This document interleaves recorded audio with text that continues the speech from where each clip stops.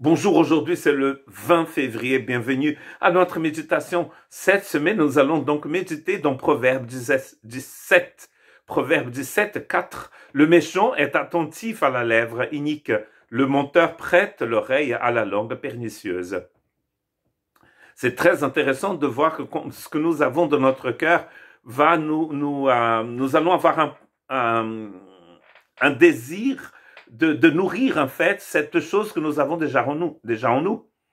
Et si nous allons prêter attention à ce qui est mauvais, à ce qui est inique, c'est ce que nous avons dans notre cœur.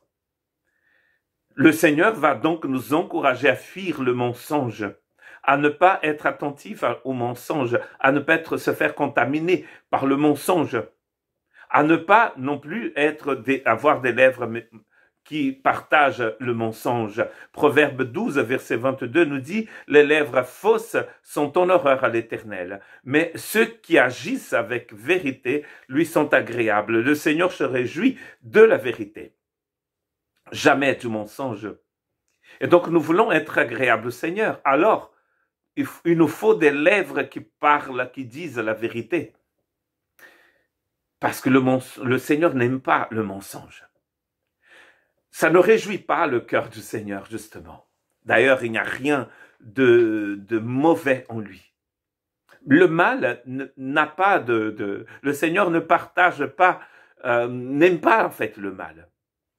Il n'y a pas de place pour ce qui est mauvais chez Dieu. Des trésors acquis par une langue mensongère sont une vanité fugitive et l'avant-coureur de la mort. Très intéressant. Quand nous utilisons notre langue pour acquérir un trésor, pour acquérir des choses, nous sommes en train de courir vers la mort. Si nous utilisons en fait le mensonge, nous sommes en train de construire sur du néant, sur rien. Si d'un côté, le mot vérité dans le Nouveau Testament a le sens de réalité, le mensonge ici, c'est le néant. Donc, construire sur des mensonges, construire notre vie, bâtir notre vie sur le mensonge, c'est l'opposé de bâtir notre vie sur le rocher.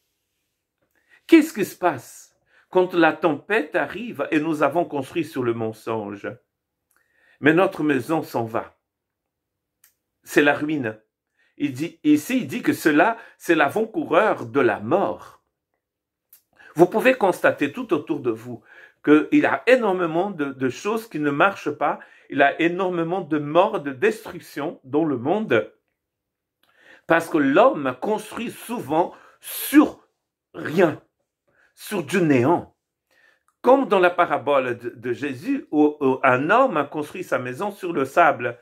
Tout allait très bien jusqu'au jour où il y a eu une tempête. Et là, la maison est partie avec la tempête. La langue fausse est ceux qu'elle écrase.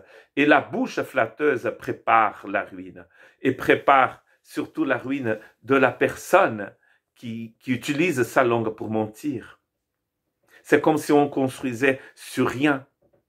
Le mal que nous faisons aux autres en disant le mensonge, en utilisant le mensonge pour détruire les autres, c'est notre ruine.